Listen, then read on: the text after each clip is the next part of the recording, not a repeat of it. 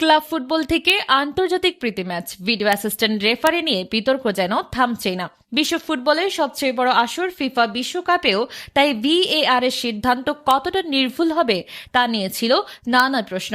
উদ্বোধনী ম্যাচে 3টি লাল কার্ড দেখিয়ে সেই আলোচনা আরও উস্কে দিয়েছেন রেফারি উইলটন পেরেরা সাম্পাইও। মেক্সিকো ও দক্ষিণ আফ্রিকার মধ্যকার উদ্বোধনী ম্যাচে দেওয়া 3টি লাল কার্ডের সিদ্ধান্ত নিয়ে বিশ্লেষণ করেছেন ইংল্যান্ডের সাবেক এলিট রেফারি অ্যান্ডি ডেভিস।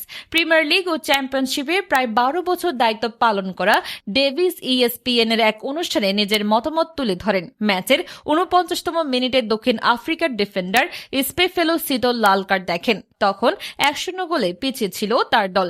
ঘটনার সূত্রপাত মেক্সিকোর মিডফিল্ডার ব্রায়ান গুতিয়েরেজকে বক্সের ভেতরে ফাউল করার মাধ্যমে। গুতিয়েরেজ গোলমুখে এগিয়ে যাচ্ছিলেন এবং তার সামনে ছিল পরিষ্কার গোলের সুযোগ।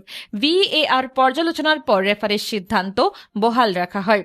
অ্যান্ডি ডেভিসের মতে এটি ছিল ম্যাচের সবচেয়ে সহজ সিদ্ধান্ত। তার ভাষায় গুতিয়েরেজের সামনে স্পষ্ট গোলের সুযোগ ছিল এবং সিতোলের ফাউল সেই সুযোগ নষ্ট করেছে, ফলে সরাসরি লাল কার্ড দেখানো সম্পূর্ণ সঠিক সিদ্ধান্ত। দ্বিতীয় লাল কার্ড জুয়ানের বিদায় নিয়ে প্রশ্ন। ম্যাচের 84তম মিনিটে দক্ষিণ আফ্রিকার থেম্বা জুয়ানকে লাল কার্ড দেখানো হয়। মেক্সিকোর রবার্তো আলভারাডোকে পাশ কাটানোর সময় জুয়ানের হাত প্রতিপক্ষের মুখে লাগে। প্রথমে রেফারি কোনো লাল কার্ড দেননি, তবে ভিএআর এর পরামর্শে রিপ্লে দেখার পর সিদ্ধান্ত বদলে সরাসরি লাল কার্ড দেখান।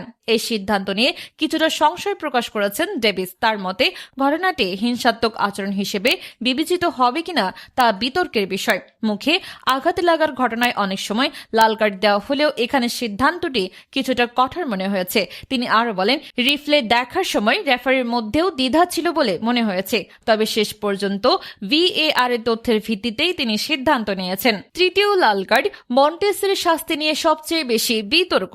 যোগ করার সময়ে 3য় মিনিটে মেক্সিকোর ডিফেন্ডার চেজার মন্টেস লাল কার্ড দেখেন। দ্রুত পাল্টা আক্রমণে দক্ষিণ আফ্রিকার 4 খেলোয়াড় 3 ডিফেন্ডারের বিপক্ষে এগিয়ে যাচ্ছিলেন।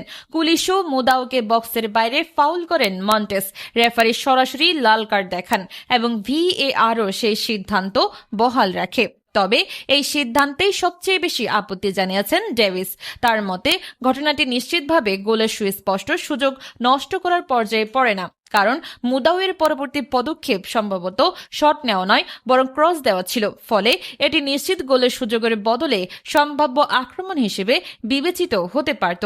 তবে তিনি স্বীকার করেন এমন সিদ্ধান্ত অনেকটাই রেফারির ব্যাখ্যার উপর নির্ভরশীল, আর স্পষ্ট ও সুস্পষ্ট ভুল না হওয়ায় ভিএআর এর হস্তক্ষেপ করার সুযোগও সীমিত ছিল। বিশ্বকাপের উদ্বোধনী ম্যাচে 3টি লাল কার্ড এবং ভিএআর নিয়ে আলোচনা প্রমাণ করে প্রযুক্তির সহায়তা থাকা সত্ত্বেও রেফারিং সিদ্ধান্ত নিয়ে বিতর্ক এখনও ফুটবলের অবিচ্ছেদ্য অংশ হয়ে রয়েছে।